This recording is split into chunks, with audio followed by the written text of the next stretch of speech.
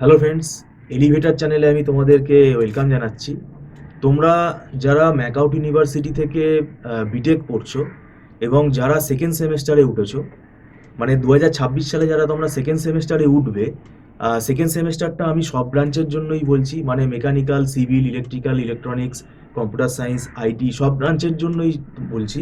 কেননা তোমাদের সেকেন্ড সেমেস্টারের সিলেবাসটা কিন্তু কমন, এবং সেকেন্ড সেমেস্টারের সিলেবাস আমরা পড়াই, কিন্তু আইটির যে পেপারটা আছে, আইটির পেপারের মধ্যে তোমাদের সি প্রোগ্রামিং আছে।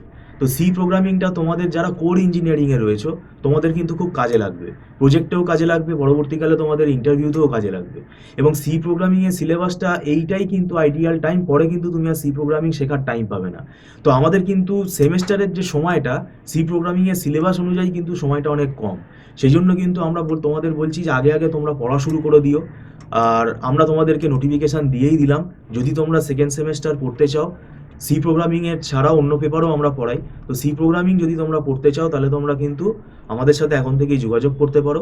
এবং আমাদের এখানে মান্থলি ফিস সিস্টেমে আমরা পড়াই, এবং আমরা দীর্ঘদিন বিটেক পড়িয়ে আসছি, পড়িয়ে আমরা অভ্যস্ত। তো আমাদের এখানে সেমেস্টার কীভাবে পড়াতে হয়, সেমেস্টারের যে পড়ানোর অভিজ্ঞতা সেটা আমাদের কিন্তু প্রায় 9-10 বছর রয়েছে। এবং এখানে আমাদের কিন্তু কোয়েশ্চেন প্যাটার্ন বলো, সিলেবাস বলো, সবই আমরা জানি। এবং আমরা আমাদের নিজেদেরও কিন্তু একটা নোটস আছে, সেই নোটসগুলো স্টুডেন্টদেরকে প্রোভাইড করি, যাতে স্টুডেন্টদের টপিকগুলো খুব ইজিভাবে তাদের বুঝতে সুবিধা হয়। আর আমাদের এখানে মান্থলি ফিস সিস্টেমে ক্লাস হয়, মাসে মাসে অ্যাডভান্স পেমেন্ট করেই এখানে ক্লাস করতে হয়, এবং এটা নট রিফান্ডেবল। আর একদম ছোট ছোট ব্যাচেই আমরা পড়াই, যাতে স্টুডেন্টের সাথে ফ্যাকাল্টির যাতে কমিউনিকেশনটা কিন্তু খুব ভালো হয়, এবং স্টুডেন্ট যাতে তাদের যে ডাউট যদি থাকে সেটা অন স্পট তারা যাতে সেটা ক্লিয়ার করতে পারে। তো যাই হোক, ভিডিওটা সম্পূর্ণ দেখার জন্য তোমাদেরকে আমি ধন্যবাদ জানাচ্ছি। Thank you so much.